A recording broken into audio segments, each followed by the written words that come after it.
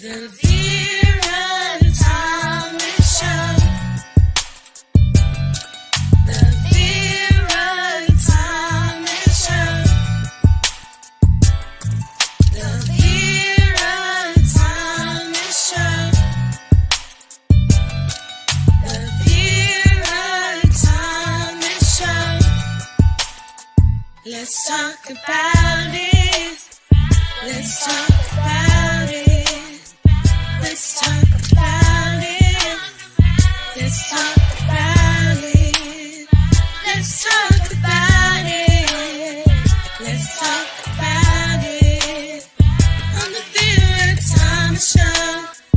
Let's talk about it. Yeah.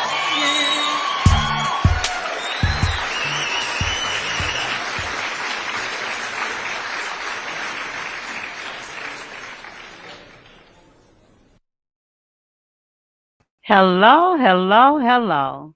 I'm excited tonight about my guest. Her name is Michelle Steiner. Hello, Michelle. How are you today? I am great. How are you? I am awesome. What I'm going to do is share a little bit about you, and Okay. then I'm going to give you the floor to share more. Michelle All right. Steiner lives in an with an invisible disability. She has articles published on the Mighty Nonverbal Learning Project, Dyscalculia blog, The Reluctant Spoonie,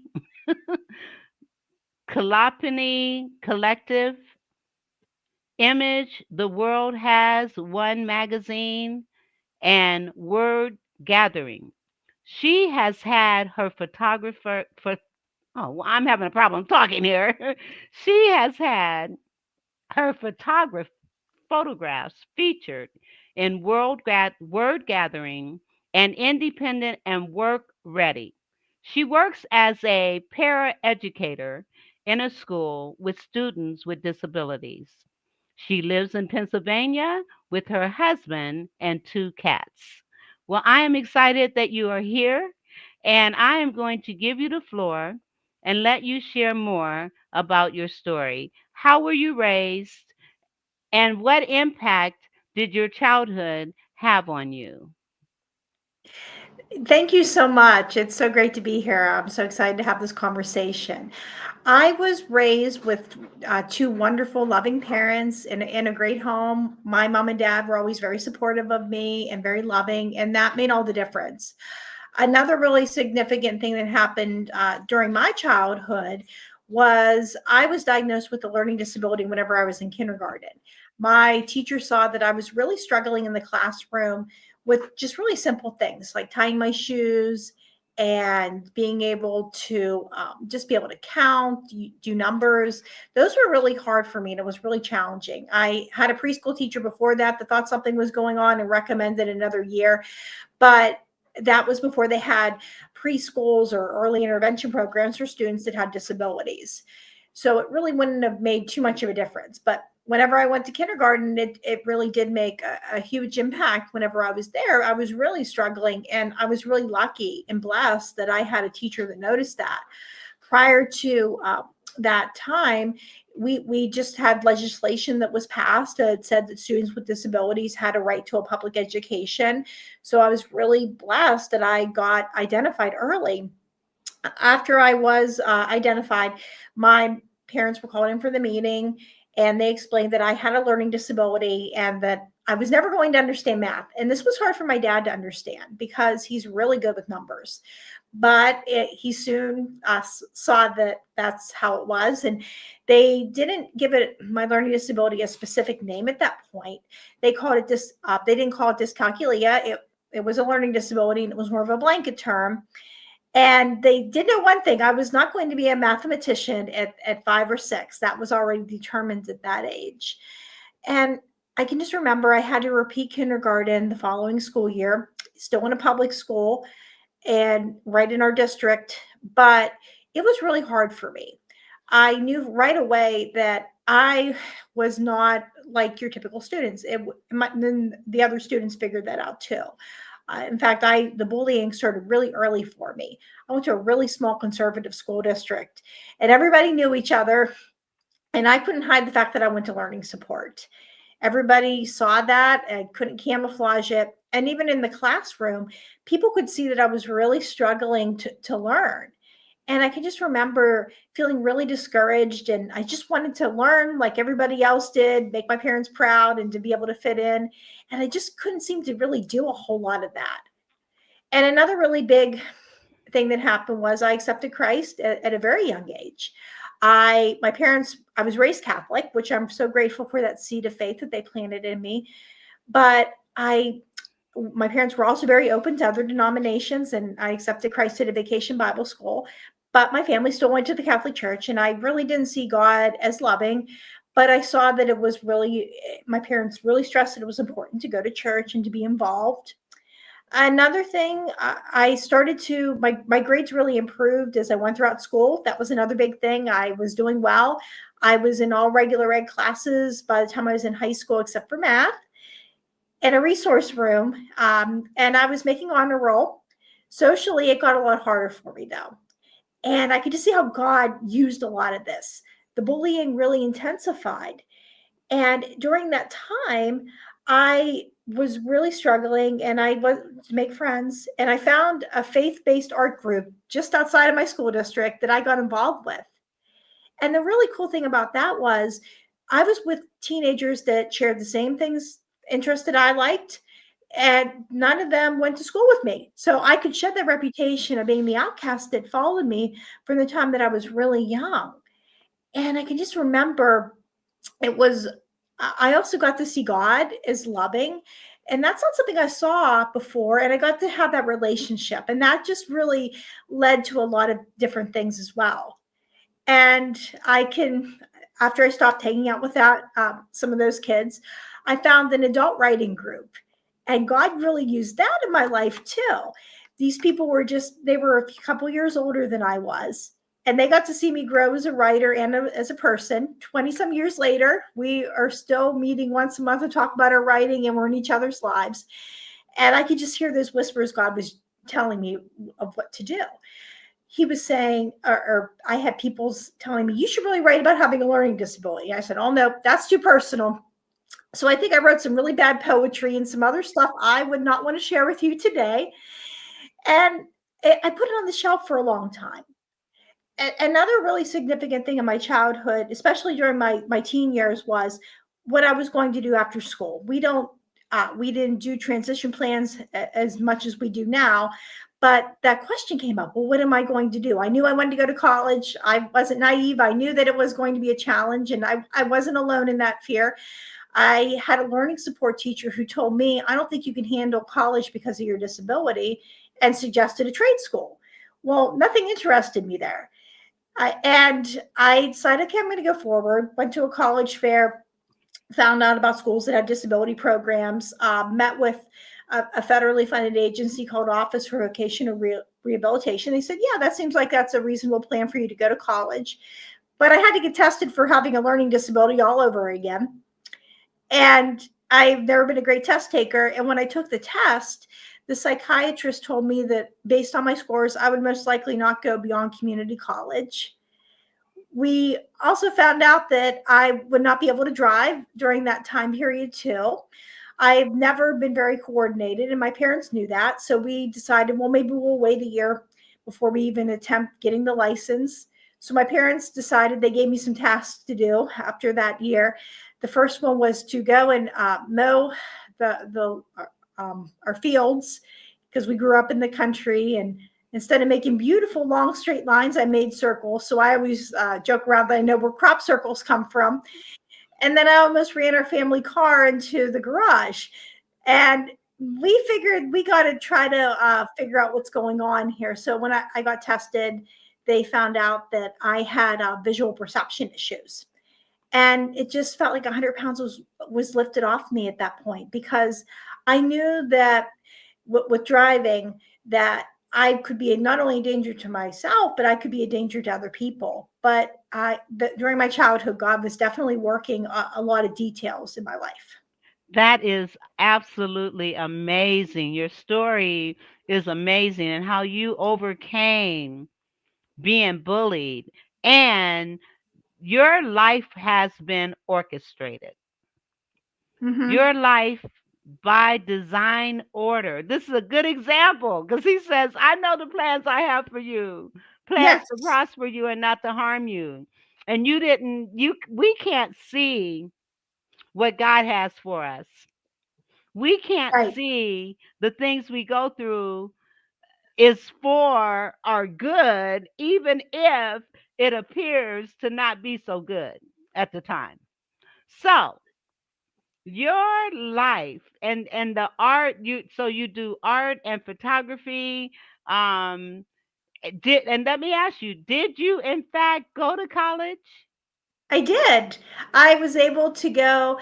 That was amazing to be able to do that, even with more stigma. I went to community college and I got my associate's degree in early childhood education. I moved out on my own, was happy with my life, but I still struggled with my purpose. Like, well, what do I do with all this? And I wanted more for myself.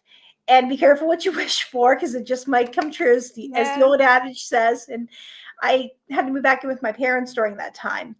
And it was also during that time I thought, okay, this is the time to go to university. I found a program that had the least amount of math and science possible, had disability accommodations, and I even had a ride to campus. My mom went to church, and she was at a ladies' luncheon or dinner, and she ran into a family member that's. She was telling her I was going back to school, and she goes, "Well, I work at that campus. I'll take her." Wow. And the funding was, yeah. I was like, okay, this is a green light. And the funding that people told me was not going to be there was there. I was able to graduate debt free. So, and I did so much better when I used the accommodations and I ignored other people that told me I couldn't do it. Yes. Um, but I used them and I advocated for myself. I made dean's list for a semester and I was able to graduate with a bachelor's degree. I'm so proud of you. Thank That is you. amazing. That is amazing. So, we're here talking about the cost of your Yeah. baggage. And we can look at the cost Yeah. from a positive and or negative perspective.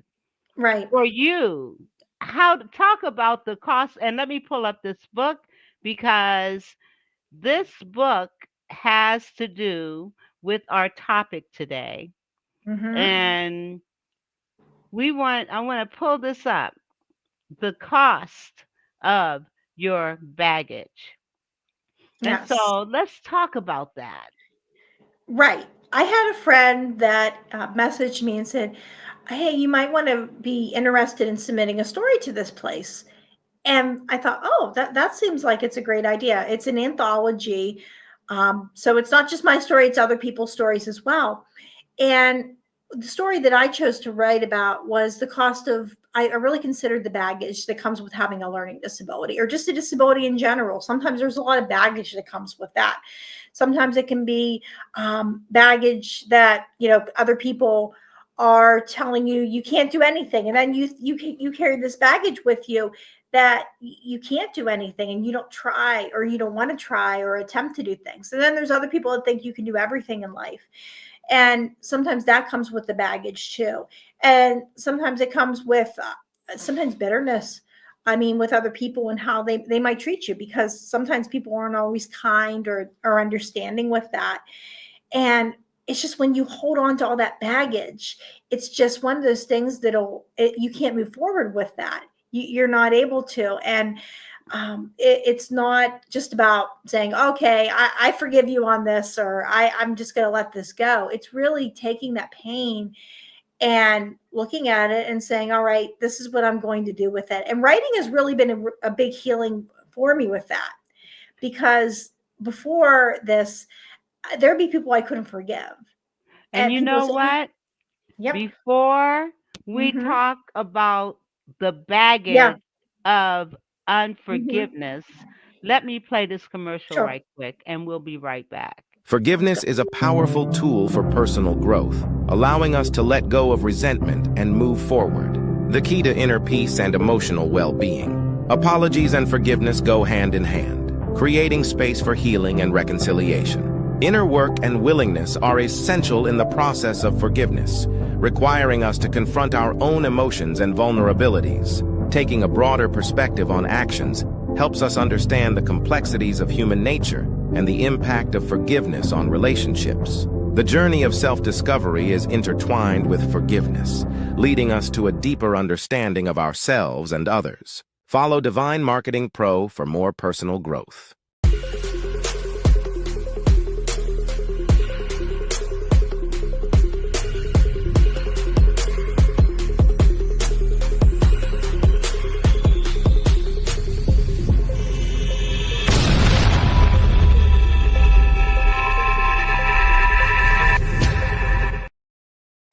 Divine marketing, authentic divine marketing. She created this video specifically for my show. We were Nice. talking about forgiveness in one of our episodes, and this video really allows us to see about forgiveness. And Ariel Chime, let me tell you, she can work wonders with helping you with your brand and your marketing and to enable you to be as authentic as you are. So check out Ariel Chime, Authentic Divine Marketing at https://bit.ly/divine chime. Check her out. All right. So we're talking about forgiveness. Mm-hmm. Forgiveness is one of those baggages, pieces of luggage that Yes. that can destroy us, while those that we are not forgiving are getting on with their lives. So, share your forgiveness story with us, please. Sure. There was a person that I really struggled to forgive, but everybody said, "Oh, you need to forgive her. You need to let it go," and that really didn't help me very much with being able with people saying that, even though it's something I needed to do. And it wasn't until writing was a really big part in how I forgave somebody. I was at a writing workshop and I was given a prompt, and I can't remember exactly what the prompt was, but I put the person that I couldn't forgive as one of my characters. And I just said everything that I wanted to say to that person that people would tell me, "Oh, you don't want to tell that person that." Well, I told that person everything in that writing. And when I shared about that, other people could relate to my story, but it was also really amazing because I was able to forgive that person. I didn't have that bitterness. I didn't have that resentment because I said everything that I wanted to say to that person. And I was so glad that that in the years before, not only her, but with other people when they passed, that we were able to put a lot of that stuff. I got it out. I was able to forgive her at that point. It didn't make everything okay that happened, but I could forgive her. And it was just so amazing to go to somebody's funeral and not to have that regret and not to have that Yeah. weight on my shoulders with that, and to be Yeah. able to mourn with that, and to have happy memories with it. And I was just so glad that I was able to let a lot of that go. That's beautiful because when we don't let it go, and let me ask you this, before Mhm. this person passed, were you able to reconcile with her? We never really talked about the whole situation, but I heard from other people that she was sorry for what she did. And but there wasn't that real, and there was another person that passed, and I was able to reconcile with that person. And I was able to say, "I'm sorry," because there were some things with another one that I did that I definitely could have improved on and was wrong. And that reconciliation, and that's something another thing too. It just because sometimes forgiveness doesn't always mean that you're going to look at that person and say, "I'm sorry," or that person's going to apologize to you. And they may never see that they did anything wrong. True. And that's okay too. Forgiveness looks different in every situation. The most important thing is you're able to let go of the bitterness. And Yes. Yes, and there's other situations that where I forgave people, and even with my husband and I, we might have had a situation with somebody in particular, but now we can go look back on some of those memories, and we might talk about it, and we'll laugh. We'll make little jokes to each other that people would understand that knew about the situation, and it's just we don't talk to this other person. I mean, it's just not how it's going to be, and that's okay. But there's that forgiveness, and we're not bitter. We're not looking towards that person and thinking, man, I really want to, I wish ill upon that person. We're Right. just laughing about the ridiculousness of some of the stuff that happened. Yes. And again, forgiveness, that's baggage. When Yep, you it are is. not able to forgive, it Yep. affects your heart. As a Mm-hmm. matter of fact, I have a book. It's called The Healing Secrets of the Ages. And this book correlates physical conditions with the baggage Yep. that we are carrying. In fact, being judgmental, that's baggage. And being Yep. judgmental can cause stomach problems. Mm-hmm. Hardening of the arteries is contributed to hardening of the heart. Yep. So, but the main thing about forgiveness is you do not want to live a life of guilt or Yep. regret. I shoulda, Exactly. coulda, woulda, oughta, hadda. Yep. We So move on. Yeah. you move on, and you use writing as Mm-hmm. your tool for forgiveness. And Yes. so being able to get things out on paper, and I can relate to that as well. Writing out your thoughts Mm-hmm. and your feelings through stories or poetry or just journaling, it Mm-hmm. can really help because once it's out of you, then you can't bring it back. It's done. Right, exactly. It's out there, you dealt with it, and you just let that go. And I think that's the big thing too. Sometimes you just have to let things you have to find a way, because once it's out there, it can't hurt you as much. Right. I mean, right. And yeah, and sometimes I even like I have read about trauma being like broken glass. Sometimes people will just think, okay, we can put a band-aid over it. People have glass or they have like this trauma. And what you have to do is you have to go in and take that glass out of that wound. And sometimes that can be a really painful process, but once it's out, then we can start with healing. And maybe it might need a band-aid, maybe it might even need stitches, it might need some professional help to go in to be able to heal with that. But it's just, and then that band-aid does, excuse me, that trauma, that broken glass does leave a scar. It is there, but Yes. it's just you decide what you're going to do with it. Yes.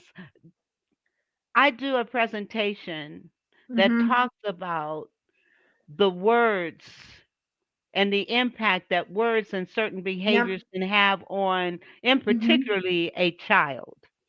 Exactly. And in my presentation, unlike normally, you Mm-hmm. can literally see the scars. Yeah. But unfortunately, we have scars baggage, Yep. from We do. baggage that's impacting on our health, Mm-hmm. it's impacting on our relationships, it's impacting on our children. Yep. And It I know does. you have cats. You don't Yep. have I any got cats. children. Okay.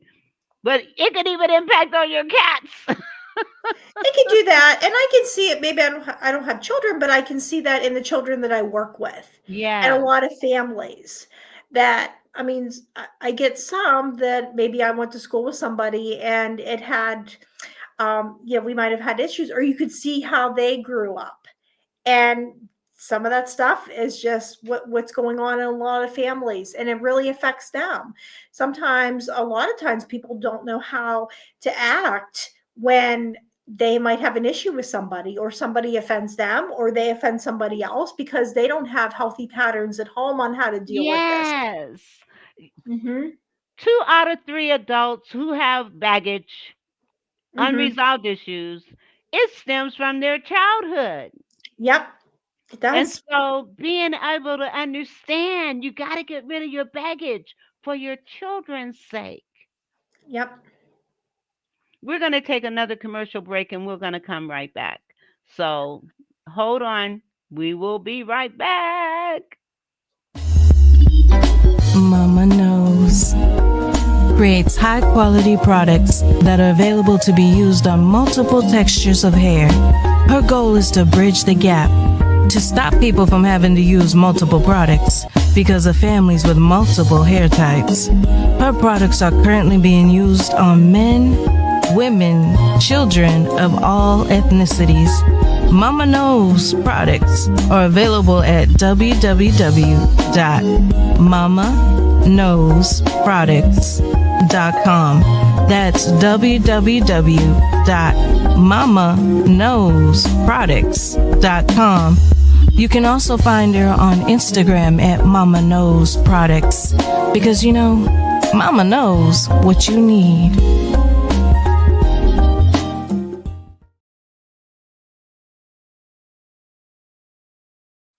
Tell you about these products. They are amazing. They are shampoos, conditioners, elixirs, moisturizers, anything that you need to have healthy hair is in Mama Knows products.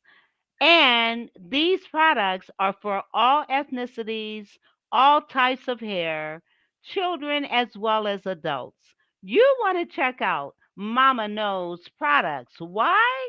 Because Mama knows what you need. So check out Mama Knows products today and tell them you heard it on the Vera Thomas show. Okay. All right. Now, I want to go to some of your other things that we can talk about here. Let me pull up your other book, and I want you to talk about rediscovering because you had to eliminate your baggage or the impact Mm-hmm. of your disabilities, and into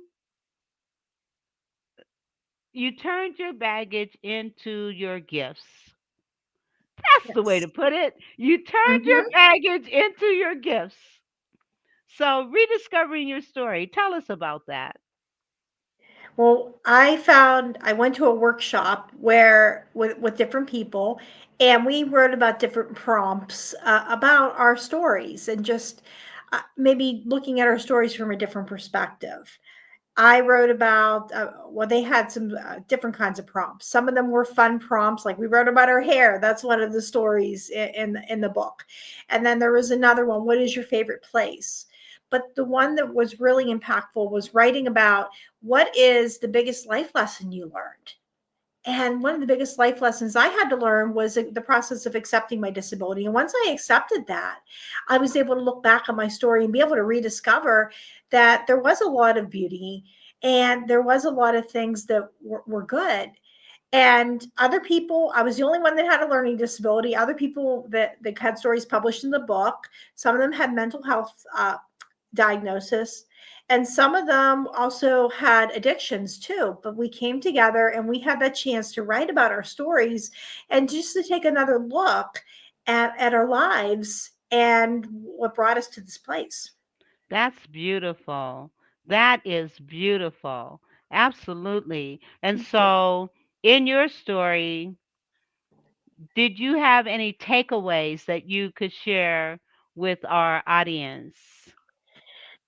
Things with just some of the greatest life lessons that I learned was embracing that I had a disability. I wanted to hide it for so many years. I wanted to look at it and think, oh, everything's fine. I don't have a disability, and it would magically just go away.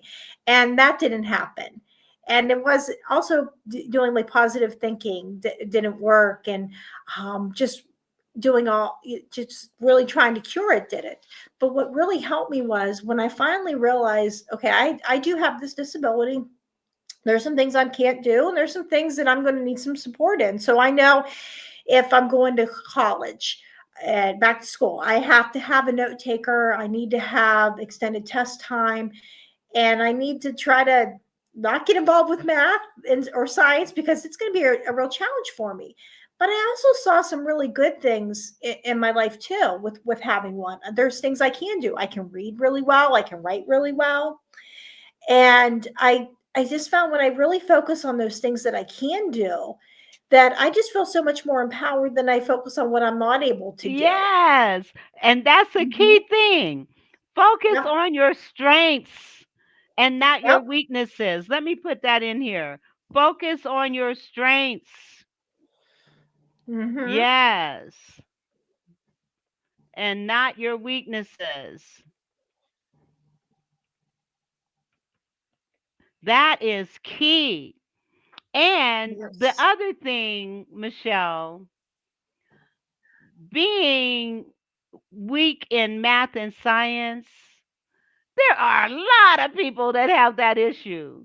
You Agreed. know, I mean, come on now. Most kids have an issue with math and science. Yep. And that is a left brain activity, both of them. And if you are a predominant right brain person, which you are, Hmm.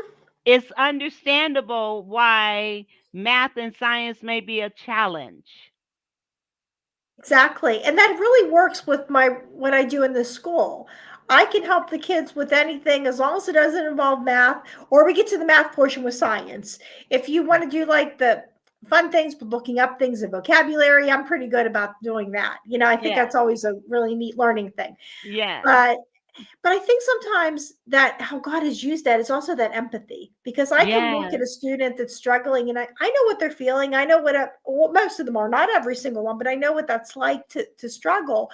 And all the kids also know, they see the humility with me. Like I'll tell them, I am not able to help you with math. And that's admitting that there's just something in my Yes. life that I can't do, and that's okay. Yes. And yep. And for kids to hear an adult say, "This is not my lane. This is not my Mhm. area of strength." And being open and honest with them will allow Yep. them to focus more on their strengths and understand, okay, I'm not the only one that's having a problem with this. So for you to Exactly. for you to be able to do that is wonderful. And being Yeah. transparent is absolutely great. So let me ask you, is there what would you say to our audience that will help them better understand the cost of our baggage? Baggage is all the garbage and all the things, or the things that we collect throughout our lives, the power of words that people have said to us, things that are true and things that maybe aren't true. And we carry all this and we absorb that. And rather than just unpacking those situations, sometimes we don't want to clean out our suitcase. Sometimes we don't want to clean out the garbage. We just want to move on to the next thing in life. And we don't realize how much that baggage is just holding us back from what our destiny is and what we're supposed to be doing in our lives. And it's not until we go through and we take it out piece by piece and we deal with that we can really move on, and we can put that baggage down, or at least we might carry some of that through our lives, but it can be a lighter, it can be a better experience, rather than just because you can't move forward. If you're standing there with all these bags and they're weighing you to the ground, you can't move on.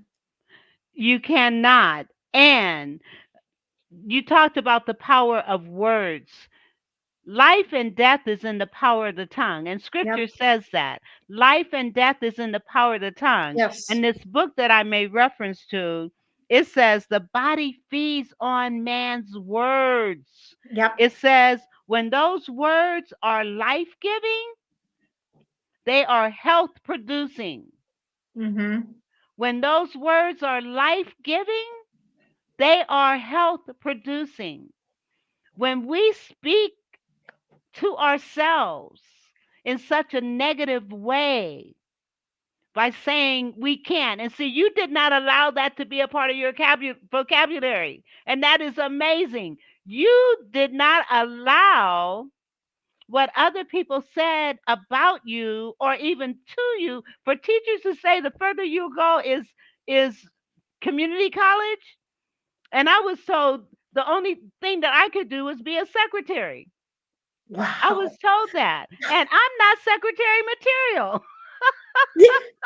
I'm not, and I admit it. And so for them to tell me that's the only thing you can do when it's not even my lane, and then, Exactly. Yep.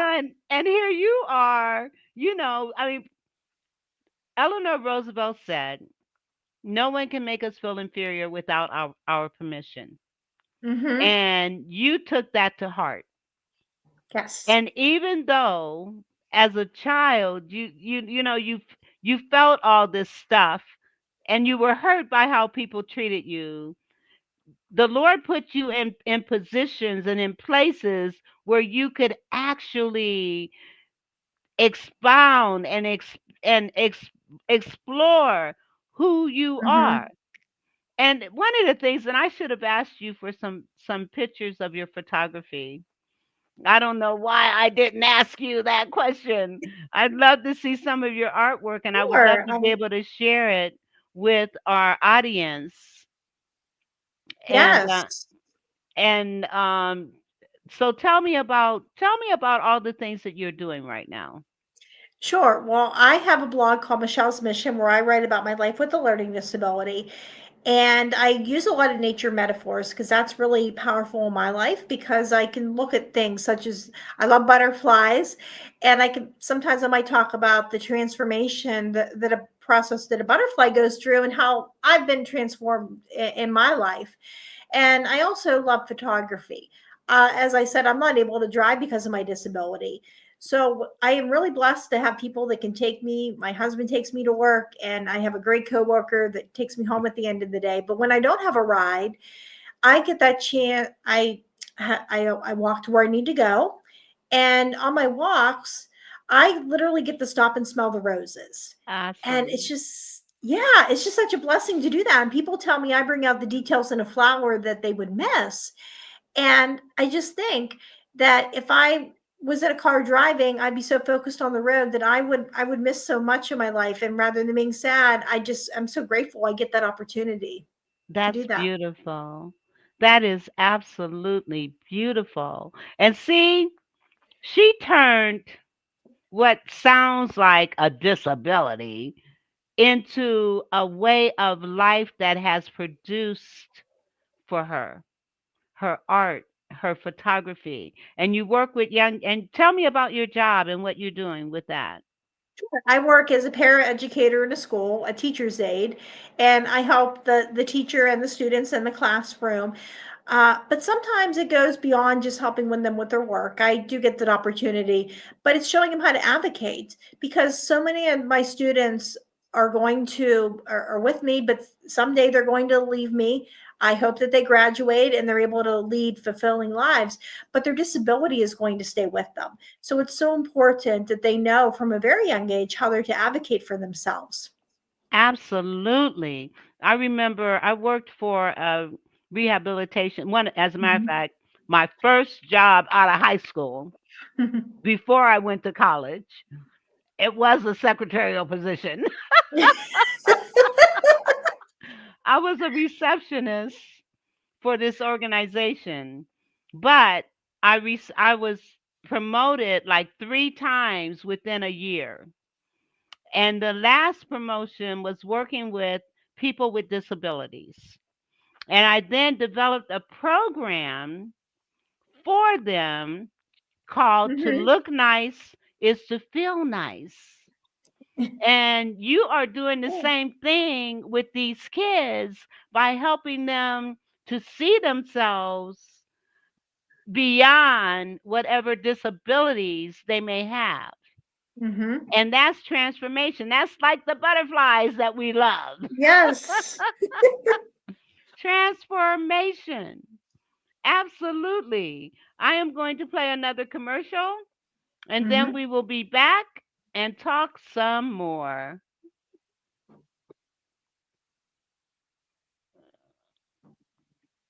Let me figure out which one I'm going to play. Hallelujah. Hey there, Jason McNamara here, and I'm about to drop something truly game-changing your way. Are you tired of the same old 9-to-5 grind, feeling stuck in obtaining the life you deserve and craving something more? Well, listen up, because I've got something you will not want to miss. Introducing the No More 9-to-5 Club Professional Membership, your ticket to freedom and success in the entrepreneurial world. With our professional membership, you'll get access to weekly coaching sessions, pre-recorded trainings, and a vibrant community of fellow game changers. You get access to technology that will allow you to automate passive income streams, as well as unlock all of our expert-led trainings in the back office so you know where to go for good advice when you need it.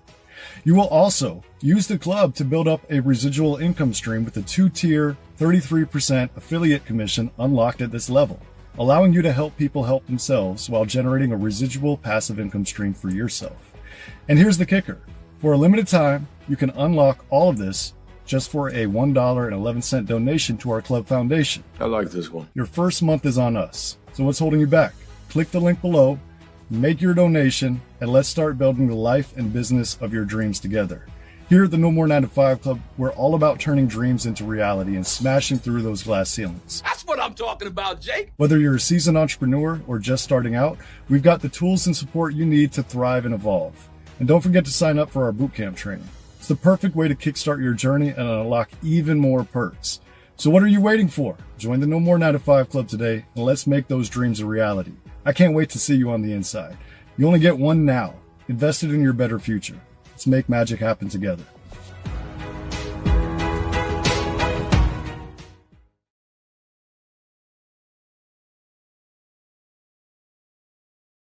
No more 9 to 5. Let me tell you about this organization.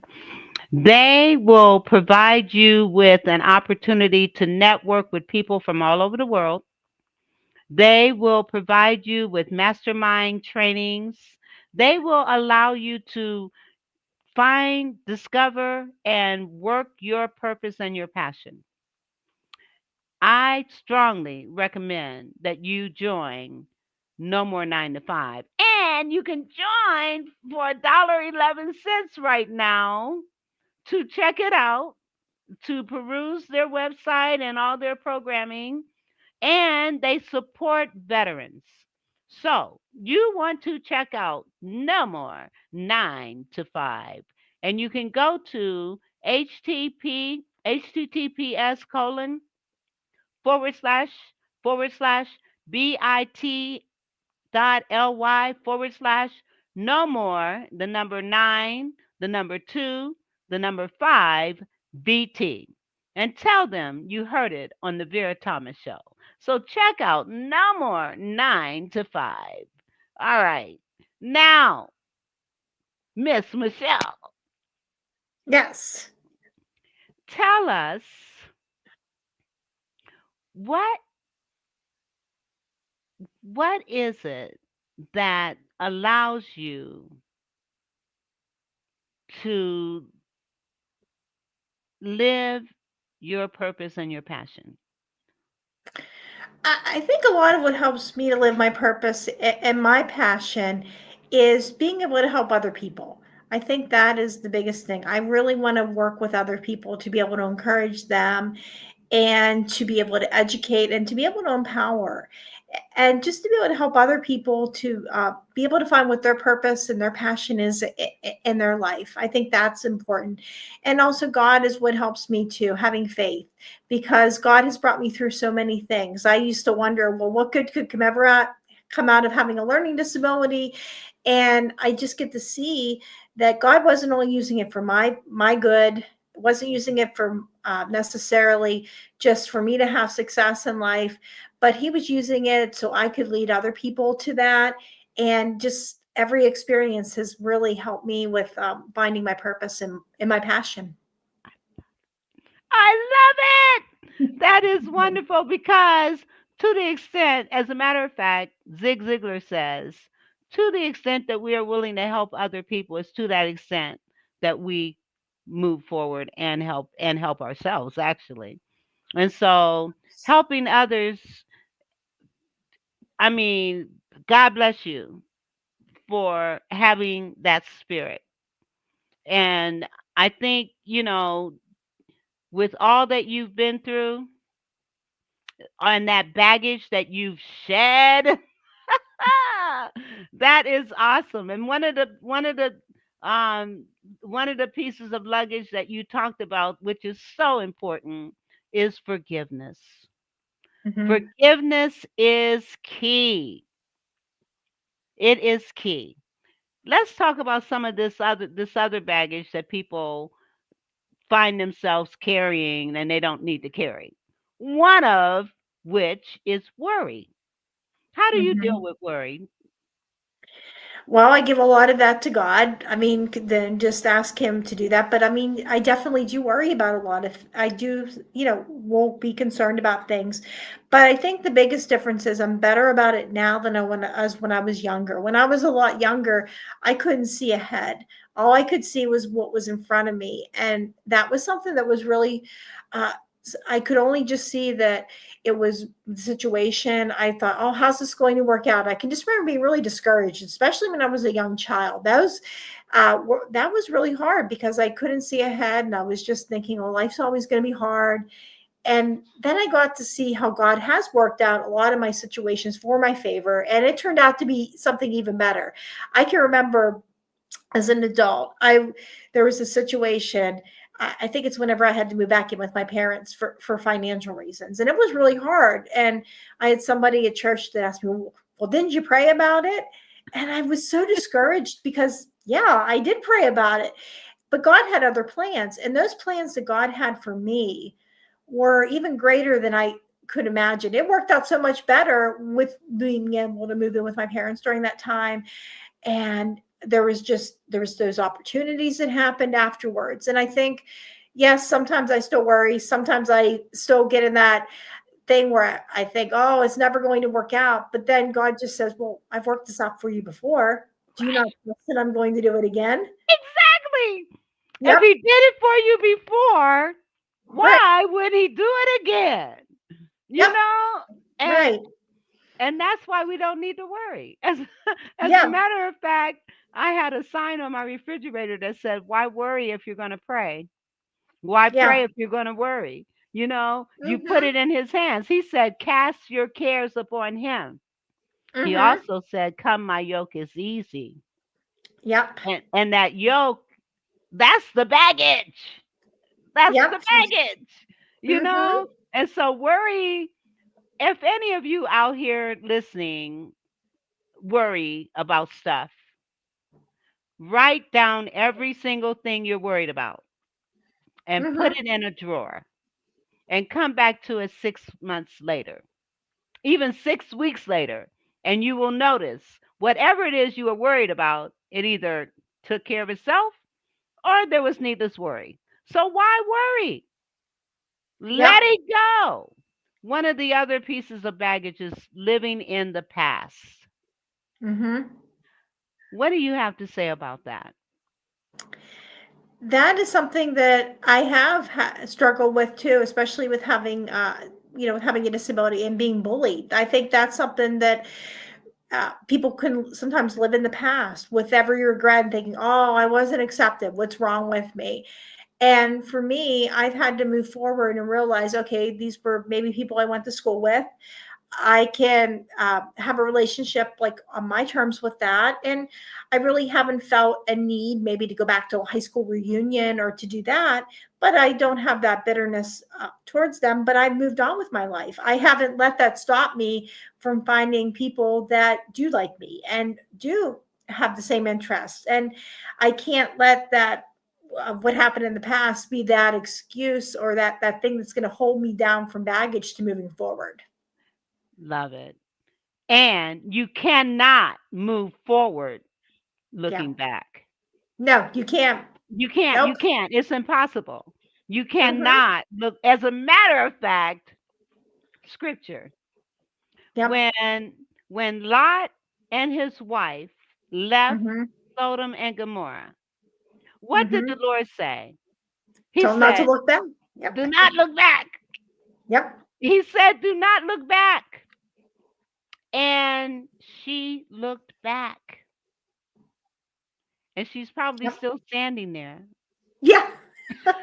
True. Yeah. Don't look back. This stuff is real. If you want to Yep. relieve some baggage, start looking forward. What happened Exactly. yesterday is gone. It's gone. There's nothing you can do about it. You can't even change it. Mhm. We can't change the last hour Nope. that we just experienced. Nope. We can't. We can only just move forward. And hopefully we when we put that baggage down, we can say, all right, that happened in the past. Let's try to learn from what happened. Let's try to, oh, that's something I might just want to leave behind there because I don't want to take that into my future. And I think people sometimes in relationships do take that into their futures. Yes. And that's what holds back a lot of progress and it's what can destroy your future things. Right. And parents who are always Hmm. talking about what happened yesterday, what Yep. happened 2 years ago, what happened a Hmm. year ago. When you do that with your kids, Yeah.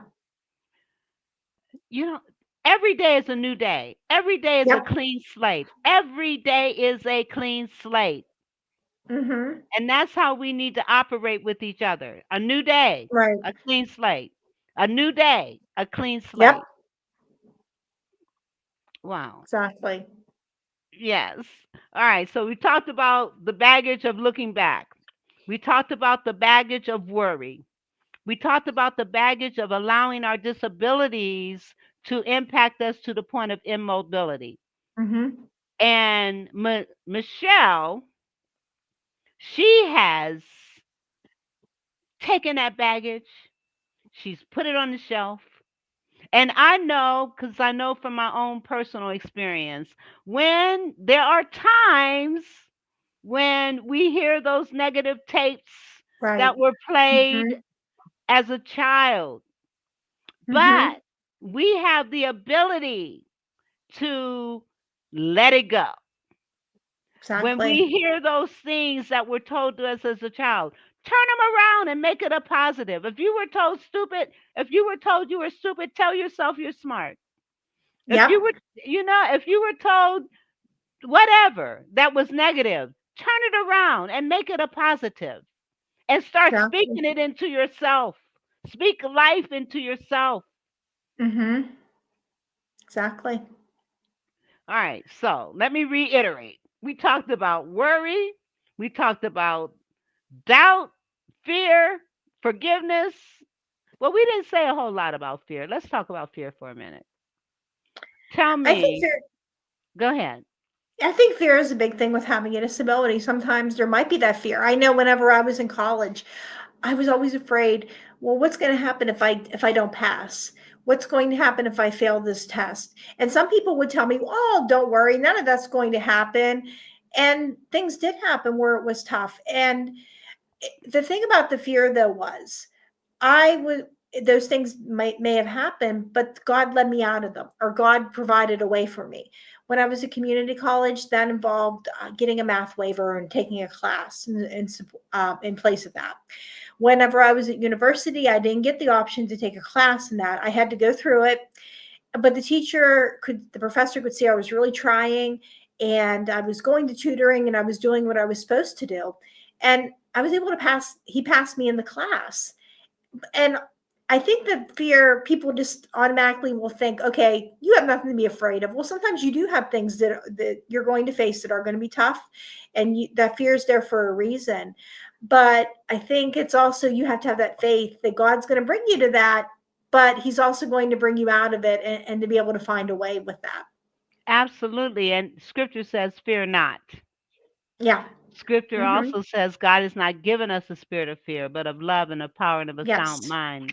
Hmm. And fear is false evidence appearing real. Exactly. However, if it appears real in our minds, then it is real. And oftentimes, the very thing we do fear happens. Uh-huh. And then we say, I knew that was going to happen. I remember, Exactly. even Job said, that which Right. I feared has now come upon me. My Mm-hmm. absolute greatest fear in life was the fear of being a single parent. Mm-hmm. I feared that. I had my son at 30, Mm-hmm. and before I was 31, I was a single parent. The very thing we fear. So that's why we cannot allow fear to take over. As a matter of fact, there's a book called Feel the Fear and Do It Anyway. It's written by Yep. Susie Jeffries. It's Feel the true. fear and do it anyway. If you fear something, do it. Yeah. Just do it. Exactly. Yep. If you fear going to school, do it. If you Yeah. fear adventuring out, one of the things that I used to love to do with my one sister, they both have passed now, but my one sister, we would just get on in the car and we just choose a road and just take that road, not knowing what we might end up seeing, doing, or anything. We would just follow the road. And I love doing that because it's exciting, it's adventurous, and it's a little thing, but it was something that brought joy to me and my Mhm. sister as she was battling cancer. So, Wow. Yeah. yeah, it was just, That's and great. so feel the fear and do it anyway. All Right. right. Exactly. Yep. So we talked about fear, worry, um, forgiveness, doubt. Let's talk about doubt. Let's talk about, and we Sometimes I only got a few definitely, minutes. I'm going to give you the I floor. know. I definitely struggle with doubt. More or less doubt with myself. I can remember even having like that imposter syndrome when I was at school. I felt like, well, somebody else more qualified can do this job. Somebody else more, or even at work, somebody else can be more qualified, can do it. And it turned out maybe not everything was successful, and maybe not everything worked out how I wanted to do. But there were some things that God called me to a purpose with that. And that was a purpose that I could fulfill. And that was just really unique to me. And that really helped with feeling that imposter syndrome. And a lot of it was just focusing on what my goals were, what my dreams were, and asking God to reveal his plan and his purpose with that. I love it. I love you. I love you. Yeah. Yes. I Thank love your you. spirit. And doubt. You cannot have faith and doubt Hmm. operating in the same space. Hmm. You cannot. Let me repeat that. You cannot have faith and doubt operating in the same space. It doesn't work. True. So, faith is the substance of things hoped for, the evidence of things not seen. And when we walk by faith, we walk into our purpose, which is Yes. exactly what you did. Exactly what you did. You walked into your purpose and you allowed the Holy Spirit and the Lord to lead, guide, and direct you. And that is absolutely beautiful. And I am so glad that you were a guest on my show tonight. I am so glad that we talked about baggage and the cost of baggage. Hmm. It's debilitating. It can keep you from Yes. moving forward. I'm going to give you the floor. You've got some seconds here. Okay. I just want to encourage people to know what they want and to be able to find a way to do that and just be able to trust God and all that. And I also just want to tell people that success doesn't always come in the package that we expect or we think. Sometimes it comes in something even better. Absolutely. And I want to say, please Like, share, comment, and subscribe to the Vera Yes. Thomas Show. Please. We thank you for being here. I personally feel this has been a great show. We have 2,640 views, and I am just elated that you were here. So tune in next week, Tuesday, 7 p.m., and we will see you then. In the meantime, happy Mother's Day. Yes. Happy Mother's Day to all you mothers out there. I should have done something regarding mothers, but anyway, God bless you mothers out there. I lost my mother when she was 44 years old, and I miss her even Yes. to this day. But I thank God for her because she was the one that taught me the ropes of Mm-hmm. doing broadcasting. And this is a picture of Nice. my mom. Oh. And I just thank God for my mother. She was my strength. She was my rock. She was everything to me, especially when I went through some things of that ridicule and belittling and the name Mhm. calling. And she would always say, Vera, make them out of a lie. Make them out of a lie. She would always tell me that. So thank you, Mom. Thank you. Love you. All right. God bless you all. And we will see you next week. And if you don't mind holding on for a minute, um, Okay. okay. And we'll see you. I'll see you in a minute here. Okay. Okay. All right. So again, thank you all for being here. And we will see you next week. God bless. The Vera Thomas Show.